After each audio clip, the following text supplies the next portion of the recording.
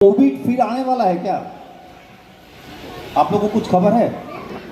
अरे एक बार आया था ना, हम तो बर्बाद हो गए उस कोविड में। पता है क्या हुआ? कोविड आया और मेरा तो पूरा फ्रीडम ही खत्म हो गया। कोविड में मेरा काम वाली दीदी को हटा दिया गया। मेरी मैडम बोली अब काम का बंटवारा होगा, वॉशिंग मैं करूँगा, यूटेंसिल बर्तन मैं धोऊंगा, তারপরে তোমার কি বলে চা আমি বানাবো, বুঝলে, ঘর মোছা আমি করব, বুঝলে। ফার্স্ট ডে যখন ঘর মুছলাম তো এই একটা ওয়াটার বটলেতে ফুটো করে দিয়ে ওই নাইসিল ফাইসিল কী সব দিয়ে জল দিয়ে দিলাম, দিয়ে ঘরটা মুছলাম। নাইসিল এত বেশি হয়ে গেল কি শুকোবার পরে পুরো সাদা সাদা হয়ে গেল, চ্যাট চ্যাট করছে, পা ফেটে যায়, ওঠা যায় না। তবে চিন্তা করো আমার বউ আমাকে কী করেছে। পরের দিনকে ওয়াশিং মেশিন চালালাম, ওয়াশিং পাউডার দিতেই ভুলে গেলাম।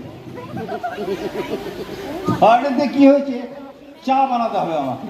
চায়েরটা তো এমন আমার হলো যে আজও আমি চা বানাচ্ছি, কবে কোভিড চলে গেছে চা আমার ঘাড়ে এখনো রয়েছে। আর এখন ওর বন্ধুরা আসলেও আমাকে আসতে করে বলে দাদা চা হোক না। আর তোমার বন্ধুকে বলো, বলো না না চা তো তুমিই বানাবে। তো তুমি বলো আমি কোভিডকে ভয় পাবো না তো কি করবো? এখন কি হচ্ছে জানো তো, একদিনকে আমাকে আদর করে পাশে বসিয়ে বলছে শোনো না তোমাকে ভাত বানানো শিখিয়ে দিই। সেই জন্য আমি আর এই কোভিডের নামেই আমি ভয় পেয়ে যাই।